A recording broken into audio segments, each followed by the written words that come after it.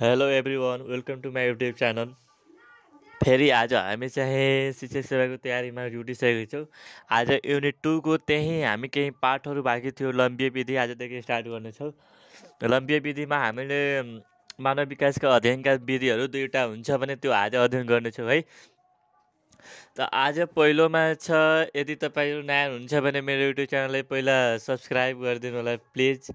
बेल आइकन दबाइदिनु होला अनि likes comment पनि गर्नु होला कस्तो लाग्यो है। ल हामी अब स्टार्ट गरौँ। लम्बिए विधि। लम्बिए विधिमा चाहिँ पहिला लङ्गिट्युडनल, यसले के भन्छ लङ्गिट्युडिसनल मेथड भनिन्छ। लम्बिए विधि भनेको लङ्गिट्युडिसनल मेथड। यसमा के हुन्छ भने विकासात्मक अध्ययन वा वंशसूत्र अध्ययन गरिन्छ। यो भनेको के हो भने विकासात्मक अध्ययन वा वंशसूत्र अध्ययन हो।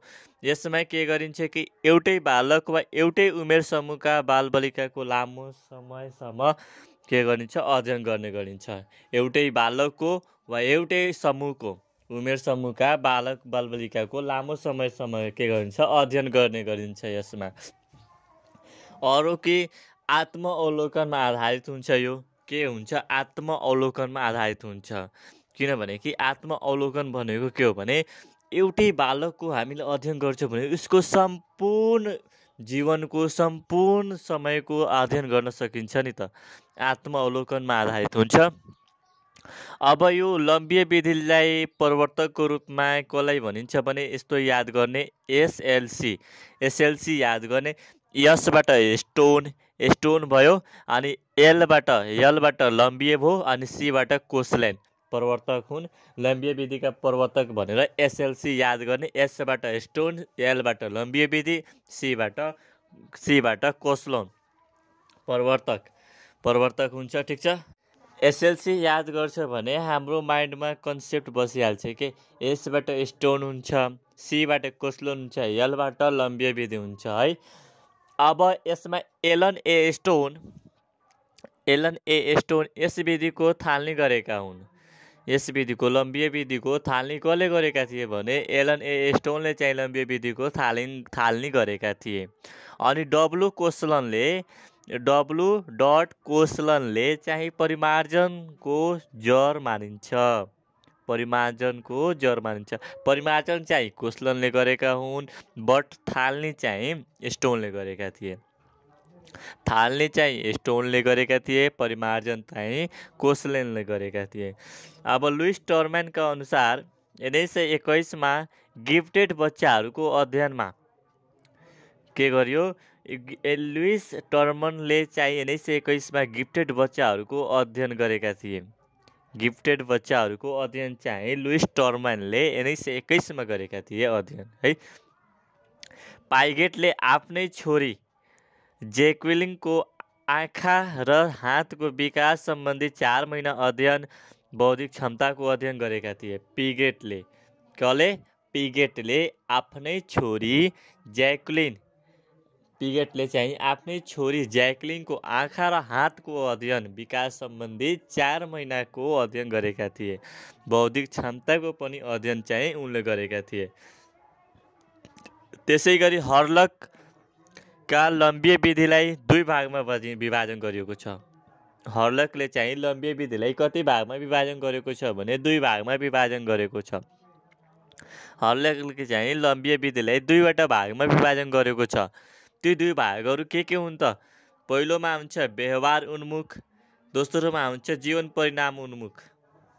व्यवहार उन्मुख भनेको छोटो अवधिको अध्ययन अनि जीवन परिणाम उन्मुख भनेको लामो अवधिसम्म यसको अध्ययन गरिन्छ। ठिक छ। त्यसै गरी अर्को पोइन्टमा सिर्लेले 25 बालकको क्रियात्मक तथा व्यक्तिगत विकासको अध्ययन गरेका थिए भने सिर्लेले चाहिँ 25वटा बालकको अध्ययन गरेका थिए, क्रियात्मक तथा व्यक्तिगत विकासको अध्ययन गरेका थिए भने बर्केलीले 61 शिशुहरूको वृद्धि सम्बन्धी अध्ययन गरेका थिए। बर्केलीले चाहिँ 61 शिशुहरूको अवृद्धि सम्बन्धी अध्ययन गरेका थिए। अनि बफरले चाहिँ 17 वर्षमा एउटै बालकको उचाइको अध्ययन गरेका थिए। चाहिँ बफरले के गरेको थियो, 17 वर्षमा चाहिँ एउटै बालकको उचाइको अध्ययन गरेको थियो। अब लम्बिए विधि लङ्गिट्युडिसनल मेथडको फाइदाहरू के रहेको छ यसको फाइदाहरू के हुन् यसमा ध्यान देऊ त है। गहन अध्ययन, यो भनेको लम्बिए विधि भनेको गहन अध्ययन हो। यसको फाइदा हो किनभने कि गहन अध्ययन एउटै बालकको एउटै समूहको अध्ययन गर्नु छ, त्यही भएर अलि टाइम लाग्छ, यो धेरै समय लाग्ने हो। ठिक छ, त्यही भएर यो चाहिँ गहन अध्ययन यसमा हुन्छ। परिवर्तनको वास्तविक अध्ययन हो। सांस्कृतिक र वातावरणीय परिवर्तनको प्रभावहरूको अध्ययन, मेन बीबीआई भनेको सांस्कृतिक र वातावरणीय परिवर्तनको प्रभावहरूको अध्ययन यसमा हो। तर खण्डनात्मक, क्षितिजीय वा प्रतिनिधिमूलक विधि भनेको एउटै हो। खण्डनात्मक भनिन्छ या क्षितिजीय वा प्रतिनिधिमूलक विधि। यो विधिमा चाहिँ सांस्कृतिक र वातावरण परिवर्तनको प्रभाव हुँदैन, अध्ययन यसको हुँदैन।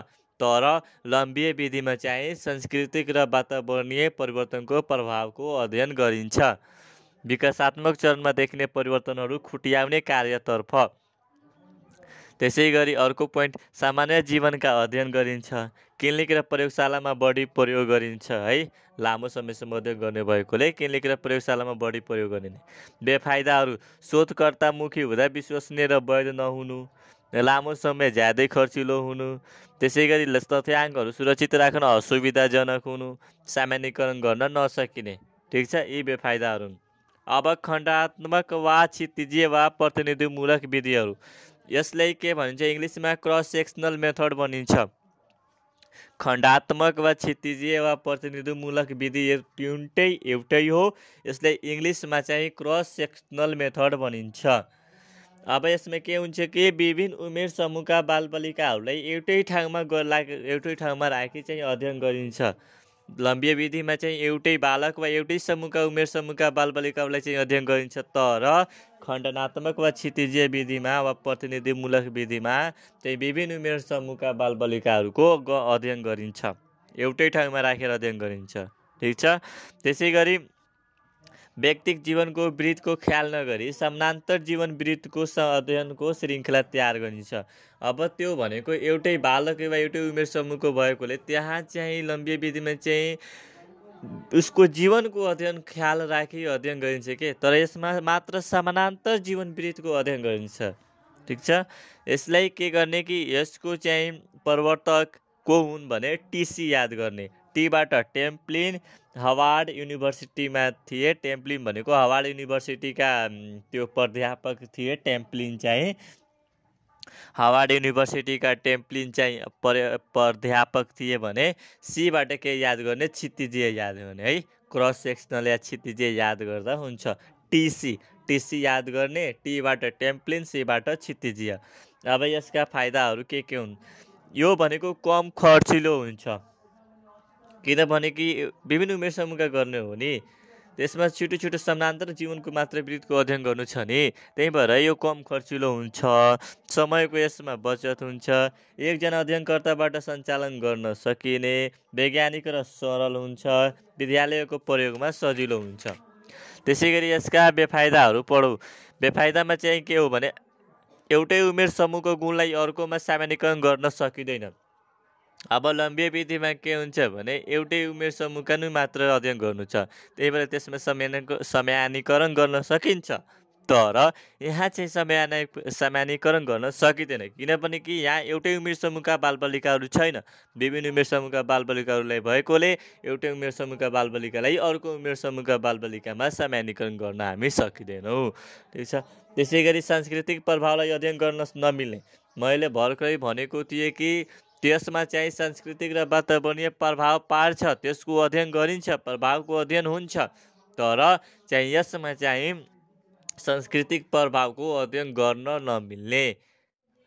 समूहभित्रैकै भिन्नताको ख्याल गरिँदैन। तुलना योग्य बालकहरूको उमेर र समूह पाउन कठिन हुन्छ। व्यक्तिगत जीवन वृत्तको अध्ययन हुँदैन।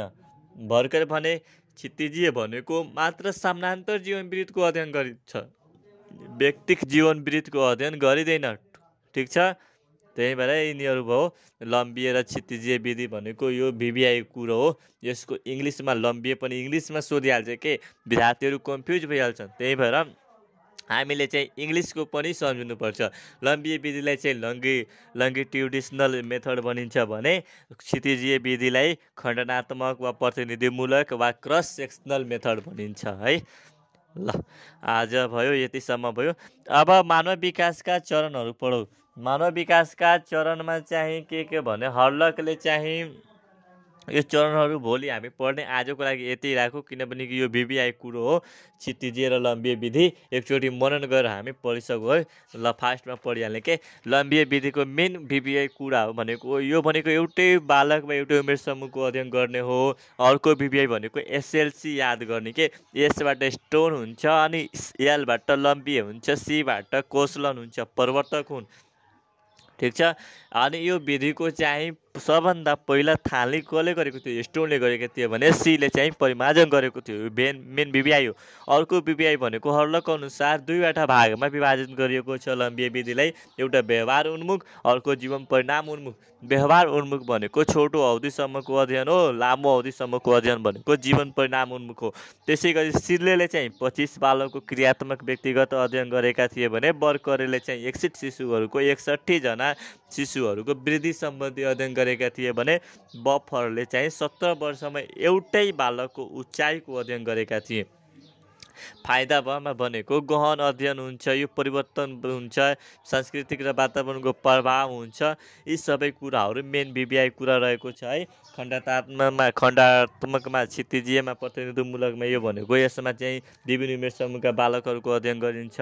अर्को कि यो टिसी याद गर्ने, टीबाट टेम्प्लिन हुन्छ, सीबाट क्षितिजीय हुन्छ, क्रस सेक्सनल हुन्छ। त टी भनेको टेम्प्लिन जुन हार्वर्ड युनिभर्सिटीका प्राध्यापक थिए।